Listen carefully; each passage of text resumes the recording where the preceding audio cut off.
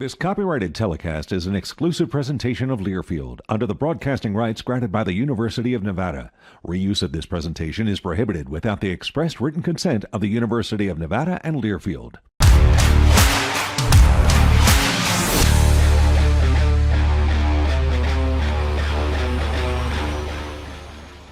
This attempt from 34. I expect a timeout from Chris Peterson.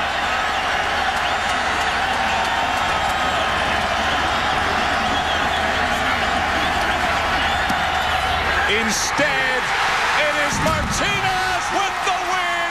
Nevada has done it. I had the craziest adrenaline rush that I've ever had. The only thing that I remember, kicking the ball and Kaepernick and I walking back to the locker room after that. So it was the craziest adrenaline rush, but I blacked out completely the whole celebration. So I've said that to this day. I don't remember any of the celebration at all. Almost 15 years ago, Nevada stunned Boise State, and members of the 2010 Nevada football team, including Colin Kaepernick, were back on campus this weekend as one of the best teams in Wolfpack football history was inducted into the Nevada Athletics Hall of Fame. Welcome inside our Champion Chevrolet Nevada Sportsnet studios for a new episode of Wolfpack All Access. I'm your host, Shannon Kelly. We'll hear more from some of the newest members enshrined in the Wolfpack Athletics Hall of Fame a little later on in our show, but it was only fitting Boise State was in town this weekend. Friday would mark the 47th meeting in program history between the Pack and Broncos, and it would be the final meeting between these two programs as Mountain West Conference mates. Here's Mike Stephenson with a look at the highlights delivered by BTX Global Logistics. And on homecoming weekend, Nevada welcoming home Colin Kaepernick and the historic 2010 Nevada football team as it heads into the Wolfpack Hall of Fame. Of course, 2010 included that epic win over Boise State. 15 years later, could Nevada's current group get it done against the Broncos? Carter Jones intercepted early on by Amarion McCoy. Broncos, though, could not turn it into points. Later, Jones would find some rhythm, hooking up here with Dakota Thomas. Moments later, finding one of his favorite targets in Marshawn Brown. This would lead to a Nevada field goal. Pack strikes first, 3-0. Broncos trying to respond, but instead Boise is stuffed near the goal line. Nevada's defense really came to play throughout most of this one. Boise would settle with a game-tying field goal. Nevada trying to loosen things up on offense. Instead, Jones will be intercepted for a second time. Jeremiah Ahrray gets it. Broncos at that point could not turn it into points. Boise has it back later, and here's Nevada's defense back to work. Bishop Turner picking off Maddox Madsen, but Nevada would not turn that into points. Late first half, Broncos finally get a big play to go their way as Madsen connects with Cam Bates. It's a 37-yard throw and catch. That would set this up. Sire gains the short yardage touchdown, 10-3, the visitors lead at the half. Second half, Nevada staying within striking distance, receiving a punt, and this hurt. It bounces off a Wolfpack blocker into the arms of Boise State, which would set up a less than 10-yard field. Broncos would score a touchdown to go up 17-3. Nevada needs points and quick. Herschel Turner Jr. running it well, 77 yards on 7 carries.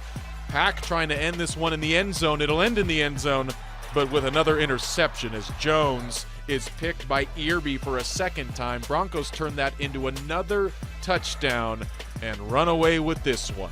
24-3, Boise State leaves Reno with the big win over Nevada.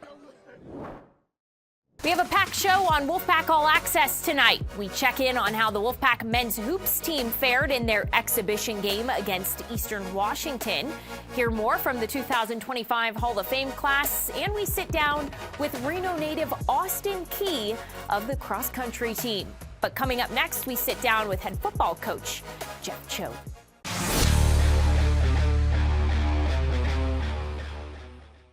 Welcome back to Wolfpack All Access, presented by Champion Chevrolet. Let's head to Legacy Hall as Alex Margulies sits down with Jeff Choate. Down here in Legacy Hall, Alex Margulies, head coach Jeff Choate, coming off of the loss against Boise State. Really a game, considering how good the Broncos have been offensively, your team really hung around pretty deep into the third quarter. then a lot of those turnovers you guys were having, I think, ultimately pushed over the edge, and the Broncos able to pull away late. But the score being was at the end, maybe not quite as indicative of how the game was. Your team was very competitive, especially on the defensive ends of the football. Yeah, I think, we had the punt that was recovered on the 10-yard line. That's a hard one to keep them out of the end zone. And, they kind of got the by the way at the end to make it a 24-3 game. But, I mean, this is an offense that was averaging over 500 yards a game, that was almost 50 points a game in Mountain West play. I think all but 2 games this year they've scored over 40 points. And, we made them earn everything they got. And they only had 1 run over 10 yards, which, a week ago against UNLV, they had really opened up the run game and had a lot of explosive runs. And so I felt like our defensive staff did a fantastic job of putting a game plan together, and our kids operated at a really high level. I thought our linebackers played their best game. Stone showed up big in the goal line area. Nakai and Jackson, kind of E.J. Reed went down early, and we were able to kind of weather that, or E.J. Smith, weather that storm because of Bam's play. I mean, he played his tail off. I think he had 15 tackles last night. And so that was really good to see. Jonathan and Dylan continue to play at a high level, and our corners are still playing at a really high level as well. So I was super, super proud of the way we played on defense.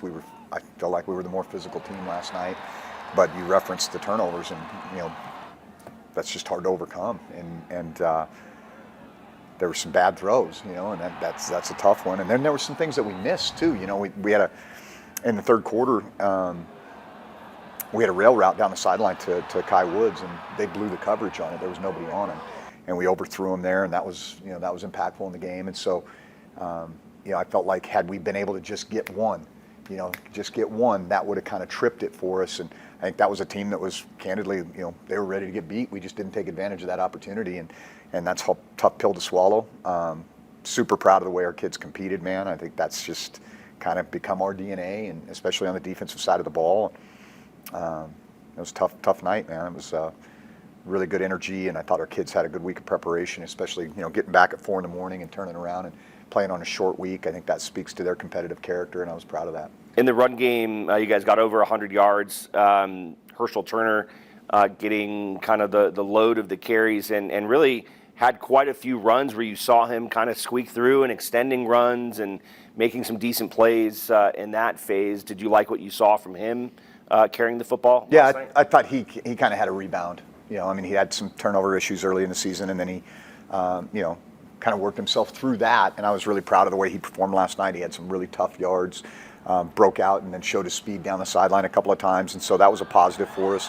I feel like Herschel's a guy that it definitely has the ability to create some explosives for us in the run game. I feel like we should have gotten to some of the outside zone stuff a little earlier. We've kind of been banging our head against the brick wall the last couple of weeks on the inside zone stuff, and so getting on the perimeter was good to us. I also think actually, the threat of Chuba back there does enhance our run game, and him taking some snaps and taking a little bit of a load off of Carter from time to time, and then even just getting his touches, whether that was the quick screen or some of the quarterback run game. Chuba's an explosive athlete, and he was able to create some chunk plays for us too. Now you guys head into your second and final bye week of the season. What are you hoping most to be able to accomplish as you get an opportunity to not have to play a game next week? Obviously, you'll still do some stuff as a team, but be able to give your team a little bit of rest and then refocus in once you resume play against Utah State. Yeah, I think kind of have this last 4-game stretch, and for us, I think right now we need to get some guys healthy. We missed a couple of starters on defense last night and a couple starters on offense last night, and I'm hopeful that we can get some guys healthy, so that's going to be a piece of that.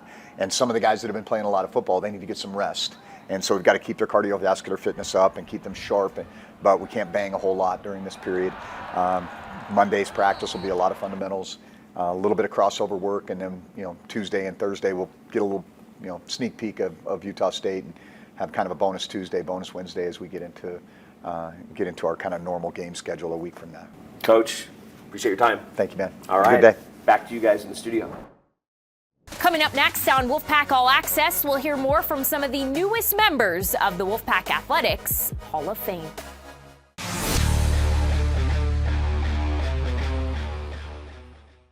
Welcome back to Wolfpack All Access, presented by Champion Chevrolet. I'm Shannon Kelly. The Nevada Athletics Department inducted 5 former student athletes, 1 former head coach, and the 2010 Nevada football team into its Hall of Fame over the weekend. About 70 players from the 2010 squad made their way back to campus nearly a decade and a half later after an epic season. The 2010 team was one of the best football teams in school history, finishing the year with a 13-1 record, a WAC championship, bowl game victory over Boston College, and number 11 ranking in the season's final AP poll. The bond that all those guys had together is because of how much hard work they put in. And I was just a kicker, but I'm telling you, I mean, I put in just as much hard work, and that team really bonded over just a lot of hard work. Coach Choate made sure that, you know, we were putting in all of our efforts, so he wouldn't let you take any time off. So that bond that we have, you know, that's going to carry, you know, 15 years after the fact, but even further from there. So most of them were here for 5 years, like I said, and you develop a bond there, you know. And our program was different than most. We practiced different. I mean, you all know that we did things different, and for some people, it wasn't their appetite. All these guys, I don't recall any of that group or that class quitting or leaving the football team during that 5-year period. And you won't see that in college football athletics. There might be a few kids, you know, but that's why that team is like the boat. I mean, that's why they're special, because they did something and they paid a price. I mean, the team was 2 years in the making, and they found a way to make it happen. There were so many guys that every single day, if you didn't come to practice with the mindset that it's kill or be killed, you were going to get exposed. And we all, like, iron sharpens iron, and we all made each other better, and we all demanded a lot from each other, not just on game day, but throughout practice. And at the end of the day, when we got to game day was the easiest day of the week.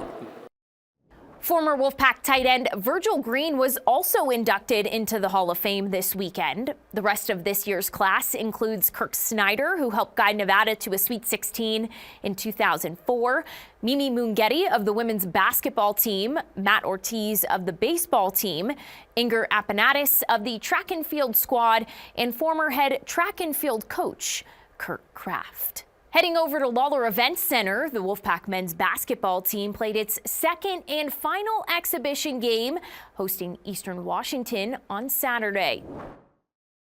The Eagles hung tight with the Pack for the first 10 minutes or so until Nevada started to find a rhythm and capitalize off some Eastern Washington turnovers. The Pack led 35-20 at halftime and didn't look back en route to a 73-52 exhibition win. The Wolfpack scored 31 points off of 23 turnovers, added 22 fast break points, and scored 19 points off of second chance buckets. Vaughn Weems led Nevada with 14 points in 19 minutes off the bench. Chuck Bailey III and Elijah Price also finished in double figures. Joel Armo-Trading added 10 rebounds. It's another game where I thought we had a lot of balanced scoring. We turned them over. Our 2 exhibition games, we turned the first team over 18 and this team 23. So defensively, we have a chance to be really, really good. And I think the offenses will come. You know, we didn't have the best couple days offensively, practice-wise, so I think that carried over to this. But again, another low turnover game. We had 10 at Utah and 11 tonight, so we're taking care of the ball. We're not beating ourselves. And those are the things I like. We had 18 offensive rebounds. That's got to be our go-to. So a lot of good things, but anytime you shoot a lot of free throws like we did tonight, it kind of makes it a little uglier. But foul shooting's a big part of what we do. And so overall, pretty pleased with the 2 exhibition games, and it gives us a lot to work on in the next 8 days going into our opener on the 4th. Before we go to break, here's Chris Murray with a look at this week in Wolfpack history, presented by Bradley Drendel and Janae. You've surely heard of March Madness, but 9 years ago, Nevada basketball introduced Arch Madness. On October 21st, 2016, the Wolfpack set up a temporary court in downtown Reno to kick off the season, just a few steps away from Reno's iconic arch. Marcus Marshall won the three-point contest, and Cameron Oliver captured the slam dunk title with a vicious windmill. It was an appetizer for the season and many memorable moments to come. 5 months later, Nevada returned to the NCAA tournament for the first time in 9 seasons, ushering in one of the great eras in Wolfpack hoops history, with 4 Mountain West titles, 3 big dance appearances, the school's second Sweet 16 berth, and a number 5 national ranking in the 3 seasons that followed.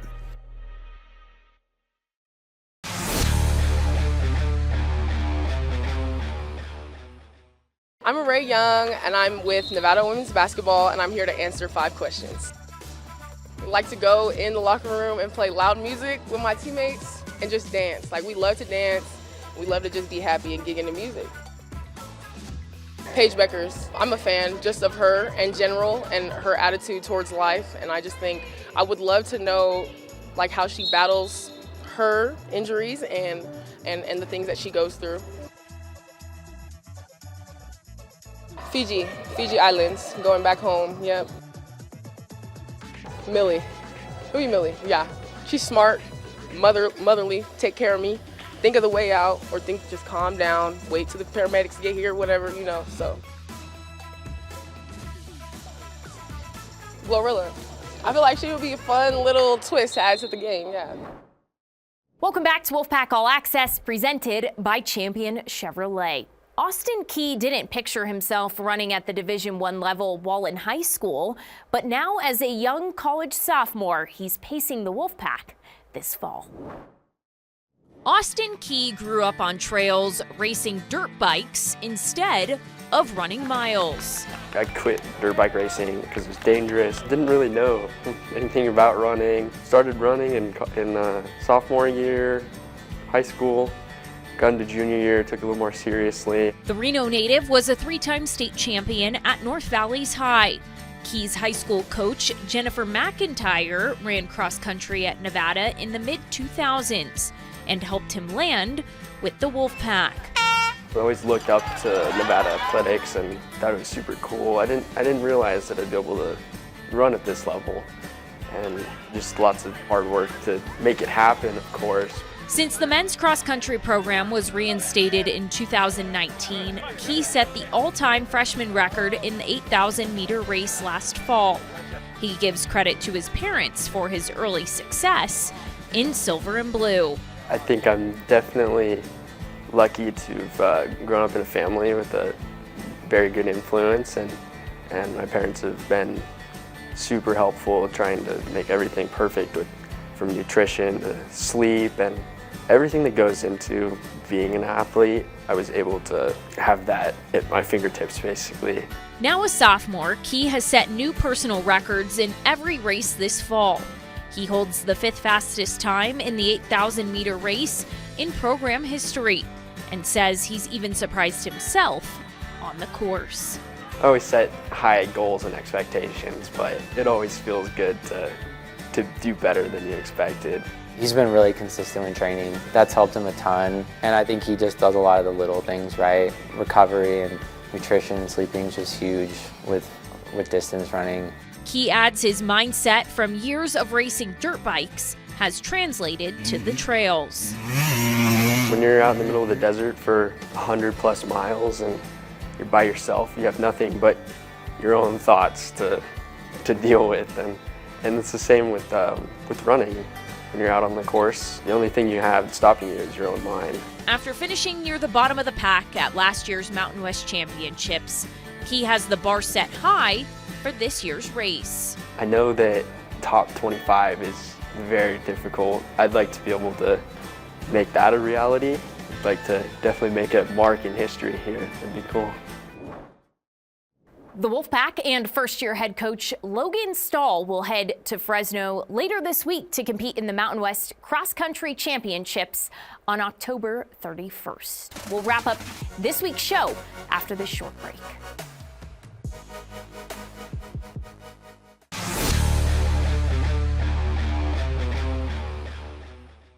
Before we go on Wolfpack All Access this week, the Wolfpack Athletic Department wants you to know time is running out to purchase men's basketball season tickets.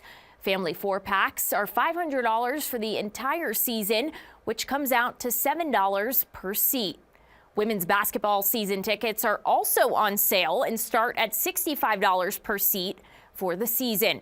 The ladies' season opener is at Lawler Events Center on November 3rd against Cal State Marcos at 6:30 in the evening, and the men's season opener is the next day, November 4th, against Louisiana Tech at 7 o'clock, also at Lawler Events Center. That's all we have time for on Wolfpack All Access this week. From inside our Champion Chevrolet Nevada Sportsnet studios, I'm Shannon Kelly, and we'll see you next Sunday. Good night. This has been an exclusive presentation from Learfield.